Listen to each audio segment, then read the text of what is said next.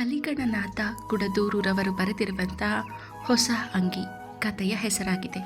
ಕಥೆಯ ಆರಂಭ ತೊಟ್ಟು ಎಷ್ಟು ವರುಷ ಆಗಿತ್ತೋ, ಯಾವ ಕಾಲವಾಗಿತ್ತೋ. ಕರ್ರಗ ಕಿಮಟ ಮೆತ್ತಿದ್ದ, ಬಣ್ಣ ಬಣ್ಣದ ತೇಪೆ ಹಾಕಿದ್ದರೂ ಅದೇ ಜಾಗದಲ್ಲೇ ಹರಿದ ಮಂಡ ತೋಳಿನ ಅಂಗಿಯಲ್ಲಿ ಎಲ್ಲನ ತೆಳ್ಳನೆಯ ಕಪ್ಪಾನು ಮೈ ಕಾಣಿಸುತ್ತಿದ್ದರೂ ಲೆಕ್ಕಿಸದೆ ಹೊಸದೆಂಬಂತೆ ಪಟಪಟನೆ ಜಾಡಿಸಿಕೊಂಡ. ಅದೆಂಥ ಕೆಟ್ಟ ಧೂಳಿನ ವಾಸನೆ ಮೂಗಿಗೆ ಘಮ್ ಅಂತ ಬಂದರೂ ಥೂ ಎನ್ನದೆ ಬಲಗೈಯ ತೋಳಿಗೆ ಇಳಿಬಿಟ್ಟಿದ್ದ ಜೋಳಿಗೆಯಲ್ಲಿ ಕೈಯಾಡಿಸಿದ. ನಿನ್ನೆ ದಿವಸ ಭಿಕ್ಷೆ ಬೇಡಿ ತಂದಿದ್ದ ಹಳಸಿದ ಅನ್ನ, ರೊಟ್ಟಿ, ಕೊಳೆತ ಹಣ್ಣು ಹಂಪಲು ಎಲ್ಲವೂ ಗಿಜಿಗಿಜಿಯಾಗಿ ಜೋಳಿಗೆ ತಳಕ್ಕೆ ಜಿಬಿ ಜಿಬಿಯಾಗಿ ಮೆತ್ತಿದ್ದುದನ್ನೇ ಕೆದರಿದ. ಒಂದು ಗುಳು ಸಮೇತ ಕೈಗೆ ಅಮರದಿದ್ದರೂ ಹಸಿಯಾಗಿದ್ದ ತನ್ನ ಬೆರಳುಗಳನ್ನೇ ಒಣಗುತ್ತಿದ್ದ ಬಾಯಲ್ಲಿಟ್ಟು ಚಪ್ ಚಪ್ ಅಂತ ಜಿಬುಕಿದ. ಹೊಟ್ಟೆ ಒಂದೇ ಸೌನೆ ಚುರುಗುಡುತ್ತಿತ್ತು.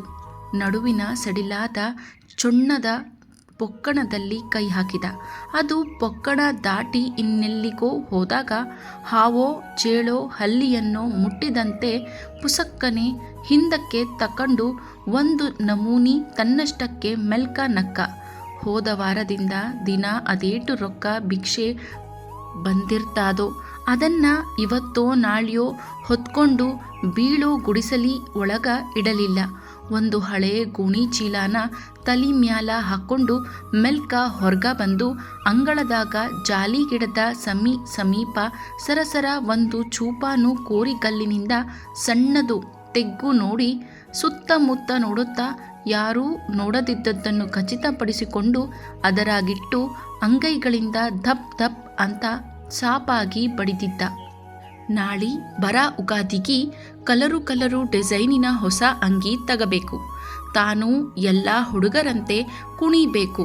ಅವರ ಕೂಡ ರೇಲುಗಾಡಿ ಮಾಡಿ ಆಡಬೇಕು. ಒಂದು ಮೊಳತುದ್ದದ್ದು ಸೂರ್ಯಪಾನದ ಒಣ ಕಟ್ಟಿಗೆ ತಗಂಡು ಸ್ಟೇರಿಂಗ್ ಮಾಡಿ ಹಿಡ್ಕೊಂಡು ಬುರ್ ಬುರ್ ಅಂತ ನಡೆಸೋ ಡ್ರೈವರ್ ಆಗಬೇಕು. ಎಲ್ಲ ಹುಡುಗರು ತನ್ನ ಹೊಸ ಅಂಗಿ ಚುಂಗು ಹಿಡಿದು ತನ್ನ ಹಿಂದ ಓಡೋಡಿ ಬರಬೇಕು. ಪೋಂ ಪೋಂ ಅಂತ ಶಿಳ್ಳು ಹೊಡ್ಕಂತ ಸುಯ್ ಸುಯ್ ಅಂತ ಊರಾಗಿನ ಎಲ್ಲ ಓಣಿಗಳನ್ನು ಸುತ್ತಬೇಕು.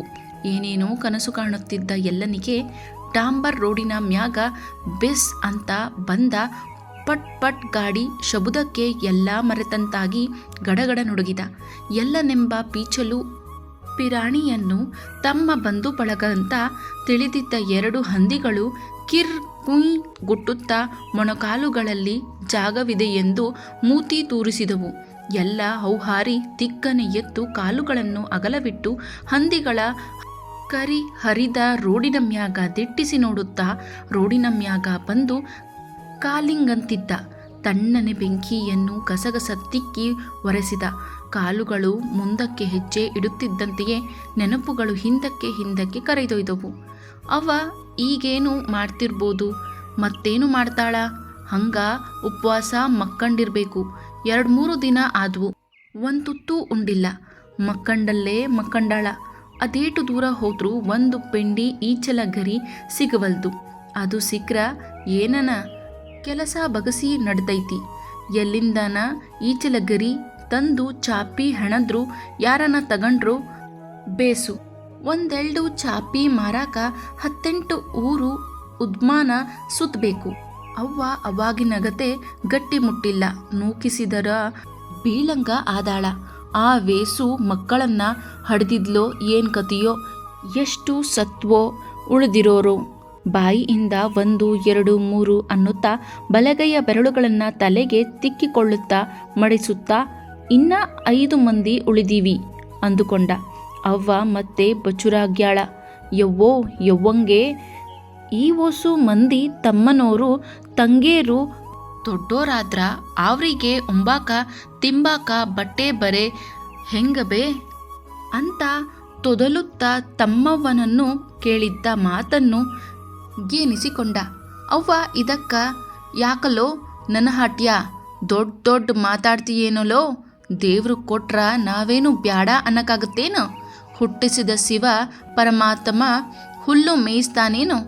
ನೀ ಬೇಕಾದ್ರ ದೊಡ್ಡೋನು ಆದಮ್ಯಾಲ ಮದಿ ಆಗಲಾರ್ದ ಹಂಗ ಸನ್ನೇಸಿ ಆಗಿ ಇರುವಂತಿ ಸಿಟ್ಟಿನಿಂದ ಅಂದ್ರೂ ಸರಕ್ಕನೆ ತನ್ನ ಗಲ್ಲ ಮ್ಯಾಕ ಎತ್ತಿ ತನ್ನೆರಡು ಕೈಗಳ ಬೆರಳುಗಳನ್ನು ಎಲ್ಲನ ಗಲ್ಲಕ್ಕೆ ಒತ್ತಿ ತನ್ನ ತಲೆಗೆ ಚಟರ್ ಚಟರ್ ಅಂತ ನೆಟಗಿ ಮುರಿದುಕೊಂಡಳು. ನಿನ್ ಬುದ್ಧಿ ನಿಮ್ಮಪ್ಪಂಗಿಲ್ಲಲ್ಲೋ ಯಪ್ಪ, ಬಡ ಮಕ್ಕಳಪ್ಪ ನಾವು ಅವೇಸು ಮಂದಿ ಇದ್ರೂ ಕಡಿಮೆನೇ, ದುಡಿಬೇಕು ಮಗ, ನೀವಾರ ಹುಟ್ಟಿ ದುಡಿತೀರಿ ಅಂತ ಕಣ್ಣಾಗ ಜೀವ ಹಿಡ್ಕೊಂಡು ಕುಂತೀನಿ. ಇನ್ನ 1-2 ವರ್ಷ ಹೋಗ್ಲಿ, ನಿನ್ನನ್ನ ದುರ್ಗಾ ಕ್ಯಾಂಪಿನ ಬಿಜ್ಜೆವಾಡದೋರ ಮನ್ಯಾಗ ದುಡಿಯಕ ಬುಟ್ಟು ಬರ್ತೀನಿ.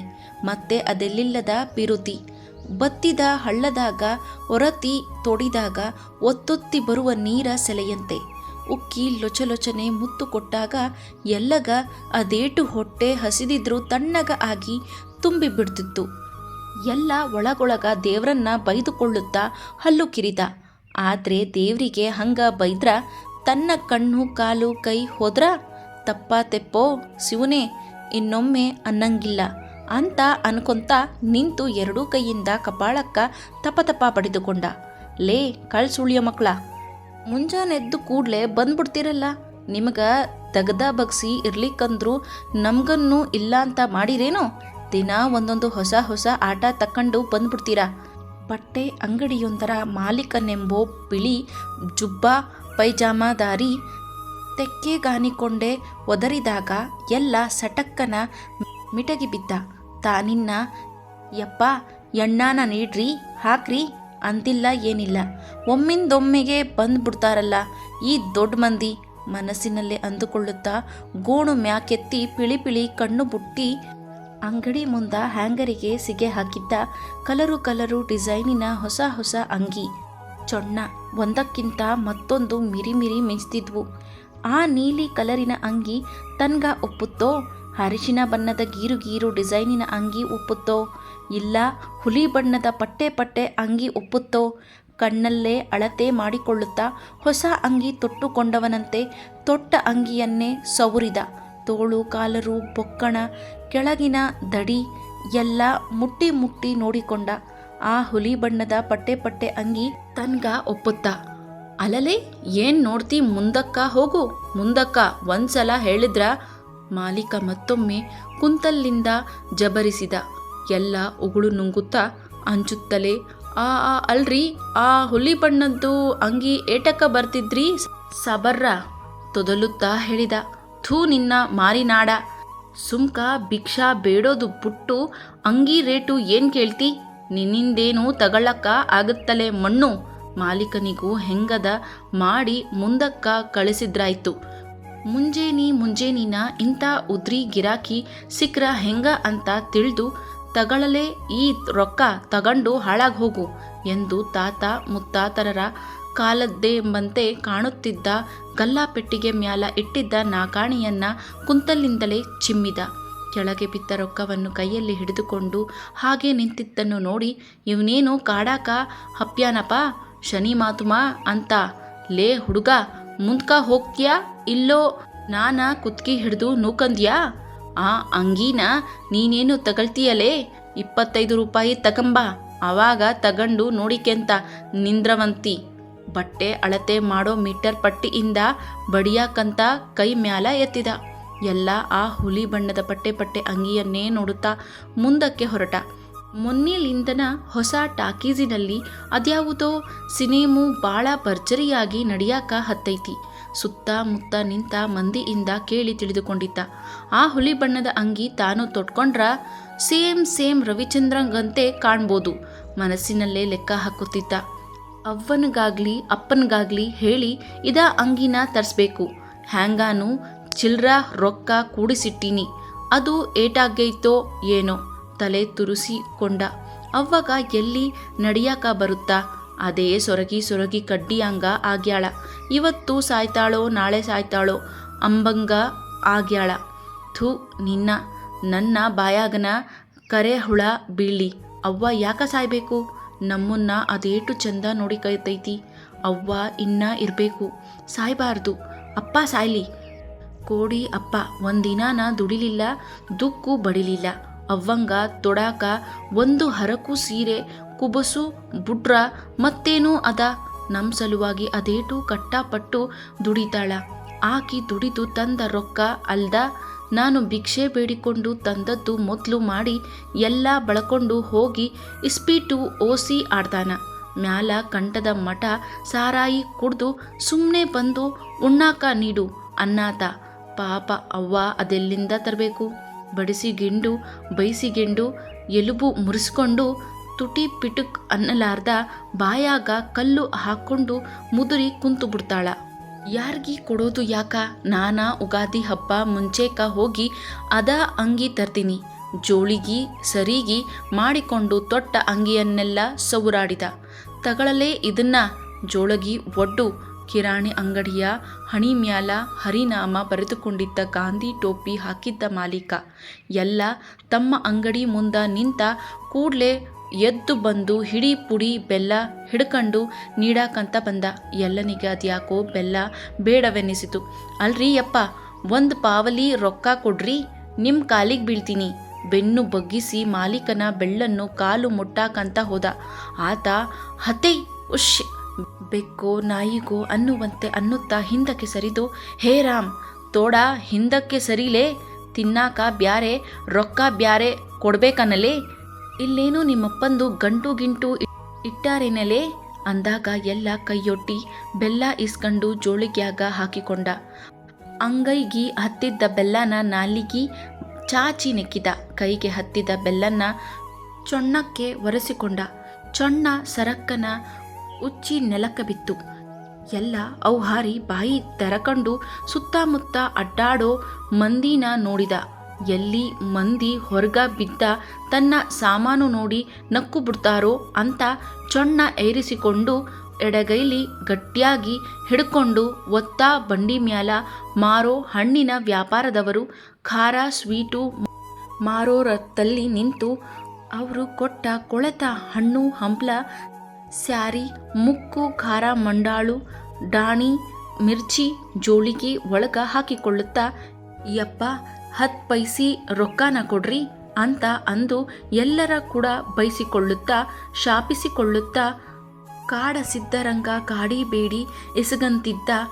ಮಧ್ಯಾಹ್ನ ಅಂಬೋದ್ರಾಗ ಎಲ್ಲ ಮನಿ ಮುಂದ ಹೋಗಿ ಹಳಸಿದ ಅನ್ನ ರೊಟ್ಟಿ ಕೊಟ್ರ ಹಂಗ ಅಡ್ಡಾಡುತ್ತಾ ತಾನ ತಿಂದು ಚೆಲ್ಲೋದು. ಏನನ ರೊಟ್ಟಿ ಅನ್ನ ಕೊಟ್ರ ಇದು ಅವ್ವಂಗ, ಇದು ಅಪ್ಗ, ಇದು ತಮ್ಗ, ಇದು ತಂಗಿಗಿ ಅಂತ ತಾನೊಂದು ತುತ್ತು ಸಮೇತ ತಿನ್ನರಾದ ಜೋಳಿಗ್ಯಾಗ ಹಾಕ್ಕೊಂಡು ಮೆಲ್ಲಕ ನಡೆದ. ಆಡ್ದೊಂದು ಬಡ್ದೊಂದು ಕಾಲು ಇಡುತ್ತಾ ಬಸ್ ಸ್ಟ್ಯಾಂಡಿನತ್ಲಿ ಬಂದ. ಬೆಲ್ಲಕ್ಕ ಇರುವಿ ಮುಕ್ಕರಿ ಪಟ್ಟಿ ಬಡ್ದಂಗ ಬಸ್ ಸ್ಟ್ಯಾಂಡ್ನಲ್ಲಿ ಮಂದಿಗೆ ಮಂದಿ ಕಾಲು ತುಳಿಯುತ್ತಾ ಒಬ್ಬರಿಗೊಬ್ಬರು ಡಿಕ್ಕಿ ಹೊಡೆಯುತ್ತಾ ಕಬಕಬ ಗದ್ದಲ ಮಾಡುತ್ತಾ ಅಡ್ಡಾಡುತ್ತಿದ್ರು. ಎಲ್ಲ ಜೋಳಿಗಿನ ತನ್ನ ಮುಂದ ಇಟ್ಕೊಂಡು ಅಲ್ಲೇ ಮಂದಿ ಅಡ್ಡಾಡುವಲ್ಲೇ ಕುಂತ. ಜೋಳಿಗ್ಯಾಗ ಕೈ ಹಾಕಿ ರೊಟ್ಟಿ ಅನ್ನ ಎಲ್ಲ ಸರಿಗೆ ಹೊಂದಿಕಿ ಮಾಡಿ ಇಡುತ್ತಿದ್ದ. ಸಿಮೆಂಟಿನ ಆರಾಮ ಕುರ್ಚಿಯಲ್ಲಿ ಕುಂತಿದ್ದ ಸೂಟು ಬೂಟುದಾರಿ ಅದ್ಯಾವುದೋ ನಸಿಪುಡಿ ಬಣ್ಣದ ಸಿಗರೇಟನ್ನ ತುಟಿಲಿಂದ ಅಲ್ಲಾಡಿಸಿಗೆಂತ ಬುದು ಹೊಗೆ ಬಿಡುತ್ತಾ ಹೊಗೆಯ ಮೋಡವನ್ನೇ ಸೃಷ್ಟಿಸುತ್ತಿದ್ದ. ಆತಗ ಅಂಟಿಕೊಂಡೇ ಮಿರಿಮಿರಿ ಮಿಂಚೋ ಕೆಂಪು ಹೂವಿನ ಪಾಲಿಸ್ಟರ್ ಸೀರೆ ತೊಟ್ಟಾಕೆ 2-3 ವರ್ಷದ ಮರಿ ಕುಂಭಕರ್ಣನಂಥ ಕೂಸನ್ನ ತೊಡಿ ಮ್ಯಾಲ ಕುಂಡ್ರಿಸಿಕೊಂಡು ಅದರ ಕೊಸರಾಟಕ್ಕೆ ಅತ್ಲಾಗೊಮ್ಮೆ ಇತ್ಲಾಗೊಮ್ಮೆ ಒಳ್ಳ್ಯಾಡುತ್ತಿದ್ಲು. ಆ ಹುಡುಗ ತೊಟ್ಟಿದ್ದ ಹಳದಿ ಬಣ್ಣದ ಅಂಗಿ ನೋಡಿದ ಎಲ್ಲ, ನನ್ನಷ್ಟು ಛಲೋ ಇಲ್ಲ, ನಂದು ಹುಲಿಗತೆ ಐತಿ ಅಂದ್ಕೊಂಡು ಹೊಸ ಅಂಗಿ ತನ್ನದೇ ಎನ್ನುವಂತೆ ತಾನು ತೊಟ್ಟುಕೊಂಡು ಅಡ್ಡಾಡಿದರ ತನ್ ಹೀರೋ ರವಿಚಂದ್ರ ಕಂಡಂಗ ಕಾಣ್ತೀನಿ ಅಂತ ಮತ್ತೊಮ್ಮೆ ಅನಕಂಡ. ಆ ಹುಡುಗ ಬಾಯಿ ತುಂಬ ತುರುಕಿಕೊಂಡು ಅರ್ಧ ತಿನ್ನುತ್ತಾ ಇನ್ನರ್ಧ ಉಗುಳುತ್ತಿದ್ದ. ಬಿಸ್ಕೆಟನ್ನು ಕಣ್ಣು ಬುಟ್ಟು ನೋಡಿದ. ತುಟಿ ಮ್ಯಾಗ ನಾಲಿಗಿ ಆಡಿಸಿ ಉಗುಳು ನುಂಗಿ ಬೆನ್ನಿಗಂಟಿಕೊಂಡಿದ್ದ ಹೊಟ್ಟಿನ ಸವರಿಕೊಂಡ. ಹೇ ಹೊಲಸು ಮುಂಡೇದ, ಇಲ್ಲೇನು ನೋಡ್ತಿ ಬಾಯಿ ತೆರ್ಕಂಡು, ಅತ್ಲಾಗ ನಡಿ. ಹೆಣ್ಣಿನ ಕರುಳು ಅದೆಂಥದ್ದೋ ಮಮತೆಯಿಂದ ಜಬರಿಸಿತು. ಎಲ್ಲ ತಾನೇನು ನೋಡಬಾರ್ದು ನೋಡಿದ್ರ ಎಲ್ಲಿ ಬೈತಾರೋ ಅಂತ ತಲೆ ತಗ್ಗಿಸಿ ಕುಂತ. ತನ್ನ ಮಗಕ್ಕ ಈ ಹುಡುಗನ ಕೆಟ್ಟ ದೃಷ್ಟಿಲಿಂದ ಎಲ್ಲಿ ಆಸರ ಆಗುತ್ತಂತ ತಿಳಿದು ಯಾರಿಗೂ ಕಾಣದಿರಲೆಂದು ಸೆರಗು ಹೊತ್ತಿಸಿ ಮರೆ ಮಾಡಿ ಥುಥು ಕಾಗಿ ಕಣ್ಣು, ಗೂಗಿ ಕಣ್ಣು, ನರಿ ಕಣ್ಣು, ಕೆಟ್ಟ ದೃಷ್ಟಿ ತಾಗದಿರ್ಲಿ ಅಂತ ಮಗನ್ನ ಮುಖಕ್ಕ ನೆಲಕ್ಕ ಪೂ ಅಂತ ಉಗುಳಿ ಇಳೆ ತೆಗೆದ್ಲು. ಆ ಹುಡುಗಗ ಯಾಕೋ ಸೀಗರ ಆದಂಗಾಗಿ ಯಾ ಅಂತ ಎಮ್ಮಿಗತೆ ಚೀರಿ ಸೆರಗು ಜಗ್ಗಿ ಹೊರಗ ಇಣುಕಿತು. ಕೈಯಾಗಿದ್ದ ಬಿಸಿಕಟ್ಟನ್ನ ಕೆಳಗ ಒಗೆದು ಬಿಟ್ಟದ್ದನ್ನೇ ಕಣ್ಣು ಬಿಟ್ಟು ನೋಡಿದ. ತಗಬೇಕಂತ ಕೈ ಮುಂದಕ್ಕ ಚಾಚಿದ. ಮತ್ತೆಲ್ಲಿ ಆ ಮಂದಿ ಬೈತಾರೋ ಅಂತ ತಿಳಿದು ಕೈನ ಹಿಂದಕ್ಕೆ ತಕೊಂಡ. ಬಸ್ ಬಂತು. ಗಂಡ ಹೆಂಡತಿ ಅಡಸಲು ಬಡಸಲು ಒದ್ದೋಡಿದಾಗ ಇನ್ನೂ ಅರ್ಧ ಬಿಸಿಕೊಟ್ಟಿದ್ದ ಪಾಕಿಟ್ಟನ್ನು ಅಲ್ಲೇ ಸೀಟಿನ ಮ್ಯಾಲ ಮರೆತು ಹೋಗಿದ್ದರು. ಎಲ್ಲ ಅದನ್ನ ಕೈಗಾಗ ಹಿಡ್ಕಂಡು ರೀ ಸಾಹೇಬ್ರ ಅಂದ್ರೂ ಕೇಳಿಸ್ಕೊಳ್ಳದೆ ಮುಂದೆ ಹೋಗುತ್ತಿದ್ದವರ ಹಿಂದೆ ಹೋಗಿ ಅವರು ಹತ್ತಿದ ಬಸ್ಸಿನ ಸನೇಕ ನಿಂತು ಕೊಡಾಕ ಅಂತ ಹೋದ. ಸಣ್ಣ ಹುಡುಗ ಕೈ ಚಾಚಿದ. ಆ ಹೆಣ್ಣು ಮಗಳು ಛೀ ಮುಟ್ಬಾರ್ದು, ಹೇಸಿ ಅಂದು ಕೈನ ಗಟ್ಟಿಯಾಗಿ ಹಿಡಿದು ಪಿಸಿ ಬೈದರೂ ಪಾಕಿಟ್ಟನ್ನು ಕೇಳಲಿಲ್ಲ. ಎಲ್ಲ ಬಿಸ್ಕೋಟು ಪಾಕಿಟ್ಟನ್ನು ಕಣ್ತುಂಬ ನೋಡಿದ. ಮೂಗಿನಿಂದ ಸೋರ್ ಅಂತ ವಾಸನಿ ಏರಿಸ್ಕೊಂಡು ಮೂಗು ಅರಳಿಸಿ ಬಾಯಿ ಅಗಲ ಮಾಡಿದ. ಏಟು ಖುಷಿ ಆಗಿತ್ತೋ ಏನ್ ಕಥೆಯೋ, ನಗು ಉಕ್ಕಿ ಹೊರಗ ಬರಲಿಲ್ಲ. ಅರ್ಧಂಬರ್ಧ ತಿಂದ್ಕಾಸಿ ಬಿಸಾಕಿದ್ದ ಬಿಸ್ಕೊಟ್ಟನ್ನು ಯಾರೋ ಪುಣ್ಯಾತ್ಮರು ಕಾಲು ಇಟ್ಟುದಕ್ಕೋ ಪುಡಿಯಾಗಿತ್ತು. ಅದನ್ನು ಬಳಕೊಂಡು ತನ್ನ ಪುಟ್ಟ ಬೆರಳುಗಳಿಂದ ಅಂಗೈಯಾಗ ಹಾಕ್ಕೊಂಡು ಈಟೆ ತಿನ್ನುತ್ತಾ ಜೋರು ಹೆಜ್ಜೆ ಹಾಕುತ್ತಾ ಗುಡಿಸಲಿ ಮುಂದ ಬಂದು ನಿಂತ. ಗುಡಿಸಲಿಯ ನೆರಳು ಜಾಲಿಗಿಡದ ನೆರಳು ಕೂಡಿ ಜಾಲಿಗಿಡದಿಂದ ಗುಡಿಸಲಿ ತನಕ ತೆಳ್ಳನು ಕರಿ ಬಟ್ಟೆ ಹೊದಿಸಿದಂತೆ ಆಗಿತ್ತು. ಅಲ್ಲೇ ಜಾಲಿಗಿಡದ ಸಮೀಪ ಕುಂತ. ಇವತ್ತು ಬಂದ ರೊಕ್ಕನ 1 2 3 ಅಂತ ಎಣಿಸಿ ಮ್ಯಾಲೆ 2 ನಾಕಾಣಿ 4 10 ಪೈಸಿ ಹಿಡ್ಕೊಂಡು ಮೇಲ್ಕ ತೆಗ್ದು ತೋಡಿದ.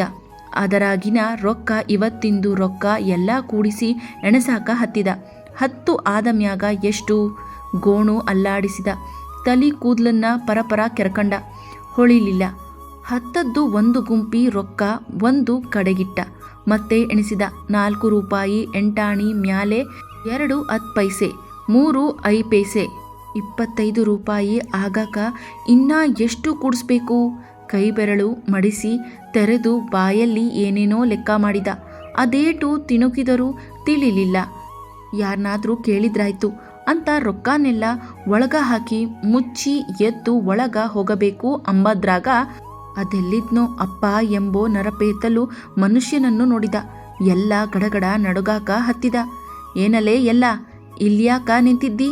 ಎಲ್ಲ ಲಿಂಗ ನನ ರೊಕ್ಕ ಕೊಡ್ಬೇಕಾದಾಗ ಹಿಂಗ ಕರಿತಿದ್ದ. ಏಟನ ರೊಕ್ಕ ಐತನೂ ಇದ್ರ ಕೊಡ್ಲೆ? ದಡ ಬಂದಾತನೆ ದೋತ್ರ ಮ್ಯಾಲ ಕಟ್ಟಿಕೊಂಡು ಬೊಕ್ಕಣ ಪಕ್ಕಣ ಎಲ್ಲ ಚೆಕ್ ಮಾಡಿ ನೋಡಿದ. ಆದ್ರ ನಯಾ ಪೈಸಿ ಕೈಗಿ ಸಿಗ್ಲಿಲ್ಲ. ಏನಲೇ ಬಂದ್ ರೊಕ್ಕ ಏನ್ ಮಾಡ್ತಿ? ಎಲ್ಲಿಯನ್ನ ಇಟ್ಟಿದ್ರ ಕೊಡ್ಲೆ? ಇಲ್ಲಕ್ಕ ನೋಡ್ ಅಂತ ಬೆನ್ನಿಗೆ ಚಟ ಅಂತ ಬಡಿದ. ಎಲ್ಲ ಸತ್ನೆವ್ವೋ ಅಂತ ಹೊಯ್ಕಂತ ಎದಿ ಬಡ್ಕಂತ ಗುಡಿಸಲಿ ಒಳ ಹೊಕ್ಕಂಡ. ಸೈಡಿಗೆ ಕಟ್ಟಿದ್ದ ಆಫೀನ ಹೊದಕಿಗಿ ಬೆರಳು ತೂರಿಸಿ ಕಿಂಡಿ ಮಾಡಿ ಹೊರಗ ನುಡಿದ. ತಾನು ಮುಚ್ಚಿದ್ದ ಮಣ್ಣಿನ ಗುಂಪಿ ಹಂಗ ಇತ್ತು. ಅಪ್ಪ ಎಕ್ಕಡೆಗೋ ಹೋಗಿದ್ದ. ಎಲ್ಲ ಬಗಲು ನೋಡಿಕೊಂಡು ತಣ್ಣಗಾದ ಜೋಳಿಗೀನ ಅಲ್ಲೇ ಜಾಲಿಗಿಡದಲ್ಲಿ ಇಟ್ಟಿದ್ದು ಒಳಗ ಬರೋ ಹೊತ್ನಾಗ ಮರ್ತು ಬಂದಿದ್ದ. ಓಡಿ ಹೋಗಿ ಕೊಂಕುಳದಾಗ ಮಡಿಸಿ ಇಟ್ಕೊಂಡು ಬಂದ.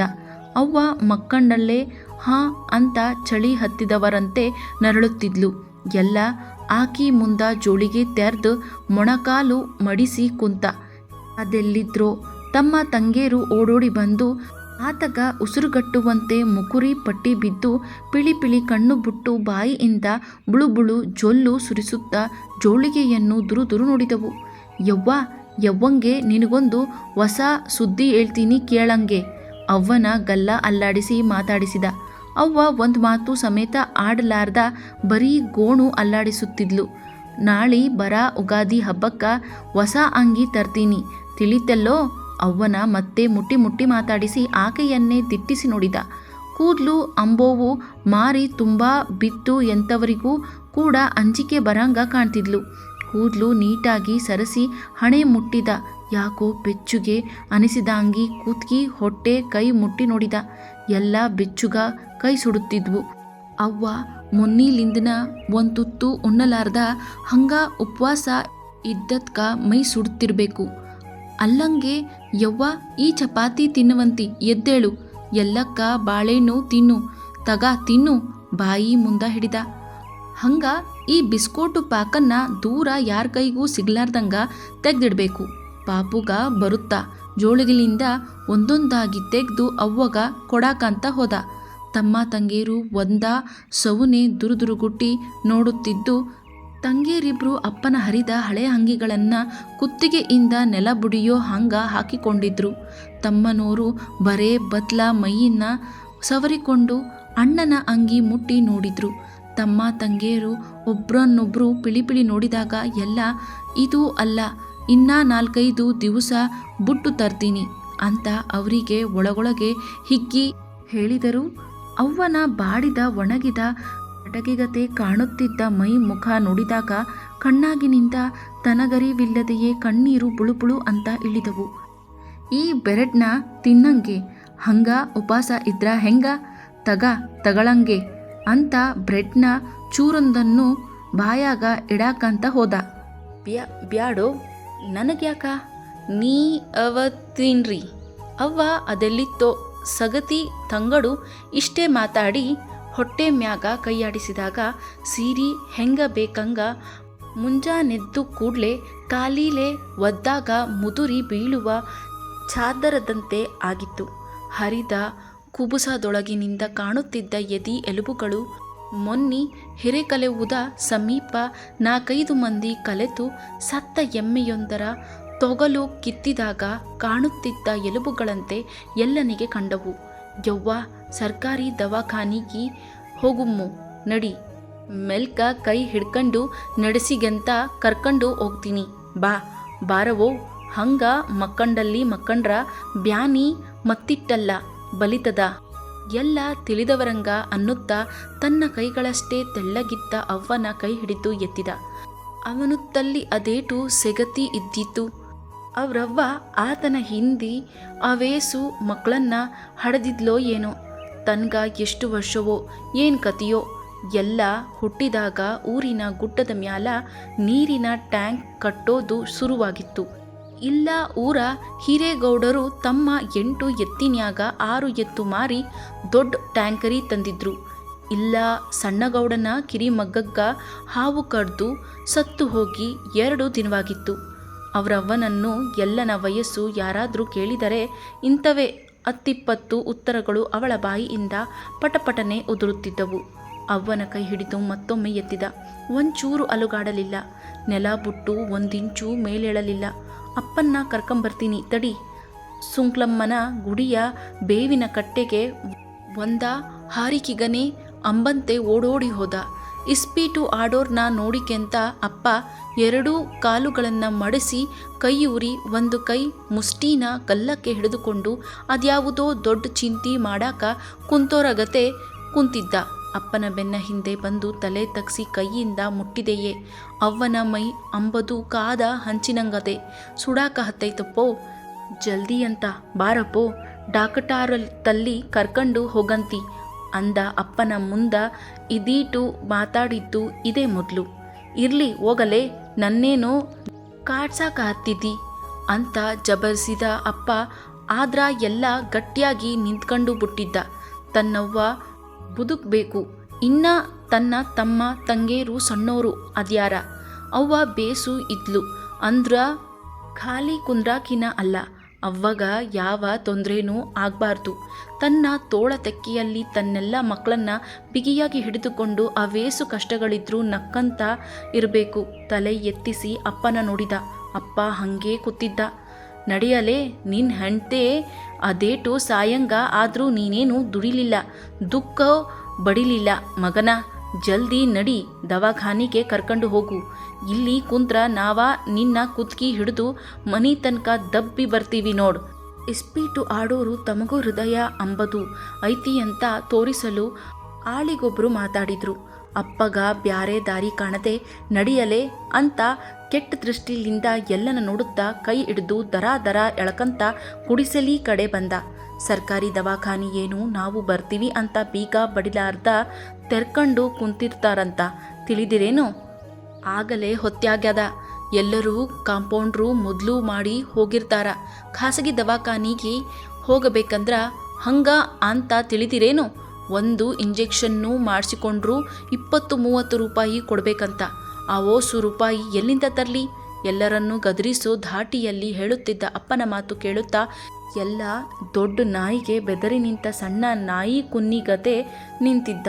ಅವ್ವನ ನರಳೋ ದನಿ ಎಲ್ಲನ ಎದೆಗೆ ಸಾವಿರ ಸೂಜಿಗಳಾಗಿ ಚುಚ್ಚಿದಂತಾಗಿ ತನ್ನೆರಡು ಅಂಗೈಗಳಿಂದ ಎದೆಯನ್ನು ಬಿಗಿಯಾಗಿ ಹಿಡಿದುಕೊಂಡ. ಏನು ಹೊಳಿತೋ ಏನು ತಿಳಿತೋ ಹೊರ್ಗ ಓಡಿದ. ಜಾಲಿ ಗಿಡದ ಸಮೀಪ ಇದ್ದ ಗುಂಡಿಯನ್ನು ಸರಸರ ಮಣ್ಣು ತೆಗ್ದ. ಅಂಗಿಯ ತುದಿನ ಹಿಡಿದು ಅದರಾಗ ಎಲ್ಲ ಚಿಲ್ಲರೆ ರೊಕ್ಕನ ಹಾರ್ಕೊಂಡು ಮತ್ತೆ ಓಡೋಡಿ ಒಳಗೋಗಿ ಅಪ್ಪನ ಮುಂದ ತನ್ನ ಅಂಗಿ ತುದಿನ ಹಿಡ್ದ. ಇವೀಸು ರೊಕ್ಕ ಅದವ, ಡಾಕುತಾರ್ನ ಜಲ್ದಿ ಕರ್ಕೊಂಬಾರಪ್ಪೋ ಅನ್ನುತ್ತಾ ಅಪ್ಪನ ಕೈಗೆ ಕೊಟ್ಟ. ತಾನು ಅಂಗಡಿಯಾಗ ನೋಡಿದ್ದ ಹುಲಿ ಬಣ್ಣದ ಅಂಗಿ, ರೇಲುಗಾಡಿ, ರವಿಚಂದ್ರನ ಸಿನೇಮು ಏನೇನೋ ನೆನಪಾಗಿ ಕಣ್ಣಂಚಿನಿಂದ ಬಳಬಳನೆ ಹನಿಗಳು ಉದುರಿದವು. ಆ ಹನಿಗಳನ್ನು ನೆಲವೇ ಹೀರಿ 4 ಆಣೆ 8 ಆಣೆ ಆಗಲ ತೇವ ಮಾಡಿಕೊಂಡಿತು. ಎಲ್ಲನ ತಮ್ಮನೋರು ತಮ್ಮ ಮುಖಕ್ಕೆ ಗಂಟು ಬಿದ್ದ ನೊಣಗಳನ್ನು ಓಡಿಸುವುದರಲ್ಲಿ ತೊಡಗಿದ್ದರು. ಇಬ್ರು ತಂಗೇರು ತಲೆ ಬಾಚಿ ಎಣ್ಣೆ ಹಚ್ಚಿ ಜಡೆ ಹಾಕಿ ಅವೇಸು ದಿವಸಗಳಾಗಿದ್ದವು. ಮಣ್ಣು ಮುಸಿ ಏನೇನೋ ಮೆತ್ತಿ ಪೆಂಡೆಯಾಗಿದ್ದ ಚೋಟುದ್ದದ ಕೂದಲುಗಳಲ್ಲಿ ಅವೇಸು ಹೇನು ಸೀರುಗಳಿದ್ದವು. ಮುಖ ಸಿಂಡರಿಸಿಕೊಳ್ಳುತ್ತಾ ತಲೆಯನ್ನ ಪರಪರ ಕೆರೆದುಕೊಳ್ಳುತ್ತಾ ತಮ್ಮ ಉಗುರುಗಳ ಸಂದಿಯಲ್ಲಿ ಸೀಗೆ ಬೀಳುತ್ತಿದ್ದ ಹೇನು ಸೀರುಗಳನ್ನು ಉಗುರಿನಿಂದಲೇ ತೆಗೆಯುತ್ತಾ ಸುತ್ತಮುತ್ತ ಪಿಳಿಪಿಳಿ ಕಣ್ಣು ಬಿಡುತ್ತಿದ್ದವು. ಅಪ್ಪ ಆಗ್ಲೇ ದೋತೋರದ ಚುಂಗಿನಲ್ಲಿ ಎಲ್ಲ ರೊಕ್ಕ ಕಟಿಗೆಂಡು ಹೋಗಿದ್ದ. ತಾಸು ದೀಡು ತಾಸಾದ್ರೂ ಅಪ್ಪ ತಿರುಗಿ ಬರಲೇ ಇಲ್ಲ. ಎಲ್ಲನ ಹೊಟ್ಟೆಯಲ್ಲಿ ಕ್ಷಣಕ್ಕೊಮ್ಮೆ ಸಂಕಟ ಹೆಚ್ಚುತ್ತಿತ್ತು. ಈತನ ಕೈಯಾಗ ರೊಕ್ಕ ಕೊಡಬಾರ್ದಾಯಿತು. ಎಲ್ಲ ಗುಡಿಸಿಲಿ ತುಂಬ ಅಕ್ಕಡೆ ಇಕ್ಕಡೆ ಅಡ್ಯಾಡುತ್ತಾ ಮನಸ್ಸಿನಲ್ಲಿ ಏನೇನೋ ಅಂದುಕೊಳ್ಳುತ್ತಾ ಗುಡಿಸಲಿ ತಟ್ಟಿ ಬಾಗ್ಲ ನೂಕಿ ಹೊರ್ಗ ನೋಡಿದ. ಆಗ್ಲೇ ಗಳೆವುಕ್ಕ ಹೋಗಿದ್ದ ಎತ್ತುಗಳು ಚೆನ್ನಾಟ ತಕ್ಕಂಡು ಓಡಿಕೆಂತ ಧೂಳ ಎಬ್ಬಿಸ್ಕೊಂಡು ಮನಿ ಕಡೆ ಓಡಿ ಹೋಗ್ತಿದ್ವು. ಅಪ್ಪ ಇನ್ನ ಏಟತ್ಗೇನ ಬರವಲ್ಯಾಕ, ಡಾಕುತ್ತಾರ್ನ ಕರ್ಕೊಂಡು ಬಂದ್ರ ಸಾಕು. ಅವ್ವನ ತಲೆ ದಿಂಬಿಗೆ ಹೋಗಿ ಕುಂತು ಯವ್ವಂಗೆ ಅಂದ. ಅವ್ವ ಮಾತಾಡಲಾರ್ದ. ಏಯ್ ಅಂತ ಮೂಕ ಸನ್ನೇಲಿ ಅಗಲ ಬಾಯಿ ತೆರೆದು ಕೈ ಮಾಡಿದ್ಲು. ತಮ್ಮನೋರು ತಂಗೇರು ಕೈ ಮಾಡಿರ್ಬೇಕು ಅಂತ ಅವರನ್ನ ನೋಡಿದ. ಅವ್ವಗ ತಿನ್ನಂತ ಹೇಳಿದ್ದ ಬಿಸ್ಕೋಟು ಪುಡಾನ್ನ ತಗಂಡು ಬಾಯಿ ತುಂಬ ತುರಿಕೆಂಡು ತಿನ್ನಾಕ ಹತ್ತಿದ್ದನ್ನು ನೋಡಿದ ಎಲ್ಲನಿಗೆ ಅರಮಂಡಲಕ್ಕೆ ಬೆಂಕಿ ಹತ್ತಿತ್ತು. ಅವನ್ಯಾಕ ತಿನ್ನಾಕ ಹತ್ತಿರ್ಲೇ? ಅವ್ವಂಗ ಪಾಪುಗಂತ ತೆಗ್ದಿಟ್ಟಿದ್ನ ತಿಂದ್ರ ಹೆಂಗ? ಇಕ್ಕಡಿ ತರ್ರಿ ಅಂತ ಸಿಟ್ಟಿಗೆದ್ದು ಬೈದ್ರು. ತಿನ್ನಂಗಿದ್ರ ಜೋಳಿಗೆಳೆದು ತಿನ್ರಿ. ಅರ್ಧಮರ್ಧ ಬಾಯಾಗ ಇಟ್ಕೊಂಡಿದ್ದ ಬಿಸ್ಕೊಟ್ಟುಗಳನ್ನು ಸರಕ್ಕನ ಕಸ ಗಂಡು ಅವ್ವನ ತಲೆ ದಿಂಬಿಗಿಟ್ಟು ಪಟ್ ಅಂತ 4-5 ಏಟು ಬಡಿದ. ಪಾಪ ಸಣ್ಣ ಹುಡುಗರು ಮುಖ ಸಣ್ಣದು ಮಾಡಿ ಜೋಳಿಗ್ಯಾಗ ಕೈ ಹಾಕಿ ಒಂದೊಂದ ತಂಗಡು ತಿನ್ನಾಕ ಹತ್ತಿದರು. ಮತ್ತೆ ಅವ್ವ ಒಂದ ಸೌನ ದಡ್ಡಂತ ಉಳಿಯಾಡುತ್ತಾ ಅದೆಂಥದೋ ಕೆಟ್ಟ ದನಿಲಿಂದ ಉಸಿರು ಬಿಡುತ್ತಿದ್ದುದಕ್ಕೋ ಆ ಕಡೆ ಈ ಕಡೆ ಕೈ ಮಾಡುತ್ತಿದ್ದುದನ್ನು ನೋಡಿ ನೀರು ಬೇಕಂತಿರಬೇಕು ಅಂತ ತಿಳಿದು ಸಿಲ್ವಾರ್ದ ಹರಕು ಮುರುಕು ಉದ್ದನೂ ಚೊಂಬಿನ್ಯಾಗ ನೀರು ತಂದು ತೆರೆದ ಬಾಯಾಗ ಸಣ್ಣಿಯಾಗಿ ಹನಿ ಹಾಕಿದ. ಅವ್ವನ ಬಾಯಿ ಮೇಲ್ಕ ಮುಚ್ಚಿಕೊಂಡು ಕೈಕಾಲು ಆಡೋದು ನರಳೋದು ಎಲ್ಲ ನಿಂತೋತು. ಕಾಲಿನ ಸಂದಿಲಿಂದ ಸಣ್ಣ ಪಾಪ ಹೊರ್ಗ ಒಂದ ಸೌನ ಚಿಟ್ಟನ ಚಿರಾಕ ಹತ್ತಿತು. ಎಲ್ಲ ತನ್ನ ತಲಿ ಮೈ ಅನಲಾರ್ದ ಪರಪರ ಕೆರ್ಕಂಡ. ದಿಂಗು ಬಡಿದವ್ರಂಗ ಯವ್ವೋ ಅಂತ ಸತ್ತ 100 ಮಾರಿಗೂ ಕೇಳಿಸುವಂತೆ ಕೂಗಿದ. ಅವ್ವನ ತಲೆ ಹಿಡಿದು ಅಲ್ಲಾಡಿಸಿದ. ಕೈಕಾಲು ಮೈ ಎಲ್ಲ ಹಿಡಿದು ಎಳೆದಾಡಿದ. ಗಟ್ಟಿಯಾಗಿ ಕಲ್ಲಿನ ಗದೆ ಅವ್ವ ಮಕ್ಕಂಡಿದ್ಲು. ತಮ್ಮನೋರು ತಂಗೇರು ಉಣ್ಣದು ಬಿಟ್ಟು ಮುಸುರಿ ಕೈಲೇ ತಮ್ಮ ಬೆರಳುಗಳನ್ನು ಬಾಯೊಳಗಿಟ್ಟು ಚಪ್ ಚಪ್ ಅಂತ ಜುಬುಕುತ್ತಾ ಕೈಯಿನ ಬರಿಮೈಗಿ ಒರೆಸಿಕೊಳ್ಳುತ್ತಾ ಅವ್ವನ ಆತ್ಲಾಗೊಮ್ಮೆ ಇತ್ಲಾಗೊಮ್ಮೆ ಅಲ್ಲಾಡಿಸಿ ಯವ್ವ ಯವ್ವ ಯವ್ವಂಗೆ ಉಸುರು ಬುಡಲಾರ್ದಂಗ ಮಾತಾಡ್ಸಿದವು. ಗಲ್ಲ ಹಿಡಿದು ಹಿಸುಕಿ ನೋಡಿದವು. ಕಣ್ಣಿನ ರೆಪ್ಪೆ ತೆಗೆದು ಅವ್ವ ಕಣ್ಣು ತೆರೆದಾಳ, ಬೇಕಂತ ಮಕ್ಕಂಡಾಳ. ಎಲ್ಲನ ತಮ್ಮ ಅಂದಾಗ ದೊಡ್ಡ ತಂಗಿ ಅವ್ವ ಚತ್ತು ಒಗ್ಯಾಳಲೇ ಅದ್ಕ ಮಾತಾಡ್ವಳ್ಳು ಅಂತ ತಂಗಿ ಅವ್ವನ ಎದಿ ಮ್ಯಾಗ ಬಿದ್ದು ಉಳ್ಯಾಡಕ್ಕೆಂತ ಯವ್ವಬ್ಬೇ ಯವ್ವ ನಮ್ಮನ್ನ ಬಿಟ್ಟು ಎಲ್ಲಿಗೆ ಹೋಗ್ಯೋ ಯವ್ವ ನಾವೂ ಬರ್ತೀವಿ ನಿಮ್ಮ ಜೊತೆಗೆ ಕರ್ಕೊಂಡು ಹೋಗಿಬಿಡುವೋ ಅಂತ ಹಾಡಿ ಹಾಡಿ ಅಳಾಕ ಹತ್ತಿದ್ಲು. ತಮ್ಮ ತಂಗಿ ಇಬ್ಬರು ಅವ್ವನ ಹಣಿಗಿ ತಮ್ಮ ಹಣೆ ಕುಟ್ಟಿ ಕುಟ್ಟಿ ಅಳಾಕ ಹತ್ತಿದ್ರು. ಇನ್ನೊಬ್ಬಾಕಿ ತಂಗಿ ತಮ್ಮನ್ನ ಹಿಡ್ಕಂಡೇ ಎಳ್ದು ಕುಂದ್ರಿಸಿತ್ತಿದ್ಲು. ಎಲ್ಲನ ತಮ್ಮ ಇವತ್ತು ಅವ್ವನ ಮೊಲಿ ತಿಂದ್ರ ಬಯ್ಯಾಕಿಲ್ಲ ಅಂತ ತಿಳಿದಿದ್ನೋ ಅಂಬಂಗ ಒಂದ ಸೌನ ಮುಲಿನ ಬಾಯಾಗಿಟ್ಕೊಂಡು ಜೀಪುಕಾತ ಹತ್ತಿದ್ದ. ಎಲ್ಲ ಅವ್ವನ ಪಾದಕ್ಕ ನಮಸ್ಕಾರ ಮಾಡೋರಗತೆ ಬಗ್ಗಿ ಕಣ್ಣೀರ ಹನಿಗಳನ್ನೇ ದಳದಳ ಉದುರಿಸುತ್ತಾ ನಮ್ಮನ್ನ ಪರದೇಶಿಗಳನ್ನ ಮಾಡಿ ನೀ ಒಬ್ಬಾಕಿನ ಹೊಂಟು ಓದೆಲ್ಲೋ ಯವ್ವ ನಮ್ಗ ದಿಕ್ಕ್ಯಾರೋ ಯವ್ವ ಯವ್ವಂಗ್ಯೋ ಆಕಾಶನ ಪಳಕಂತ ಉಚ್ಚಿ ಬೀಳೋ ಹಂಗ ಚೀರುತ್ತಾ ಬಾಯಿಗೆ ಬಂದದ್ದು ಅನಕಂತ ಗಳಗಳ ಅಳಕತ್ತಿದ್ದ. ಹೊರ್ಗ ಜಾಲಿ ಗಿಡದಾಗ ಕಾಗಿ ಗುಬ್ಬಿಗಳು ಗೂಡಿಗೆ ಬಂದು ಒಂದ ಸೌನ ಕಲಕಲ ದನಿ ಮಾಡ್ತಿದ್ವು.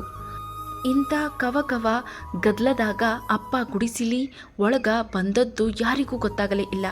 ಲೇ ಎಲ್ಲ ಕಳ್ಸುಳ್ಯ ನನ್ನ ಮಗನ ರೊಕ್ಕ ಇಟ್ಕೊಂಡು ನನಗ ಸುಳ್ಳು ಸುಳ್ಳು ಬೊಗಳ್ತೀಯೇನೋ ಲೇ. ಎಲ್ಲನ ಗೇಣುದ್ದ ಬೆಳೆದ ಕೂದ್ಲನ್ನ ಗಟ್ಟಿಯಾಗಿ ಹಿಡ್ಕೊಂಡು ಮ್ಯಾಕೆತ್ತಿ ದರ ದರ ಎಳೆದಾಡಿದ. ಕುತ್ಗಿ ಹಿಡಿದು ಒತ್ತಿ ನೂಕಿದ. ಎಲ್ಲಗ ಎಲ್ಲೆಲ್ಲಿ ಬಡೀತೋ ಎಲ್ಲೆಲ್ಲಿ ತೆರೀತೋ ಒಂದು ಮೂಲ್ಯಾಗ ಕಾಲು ಮುದುರಿಕೊಂಡು ಕುಂತ.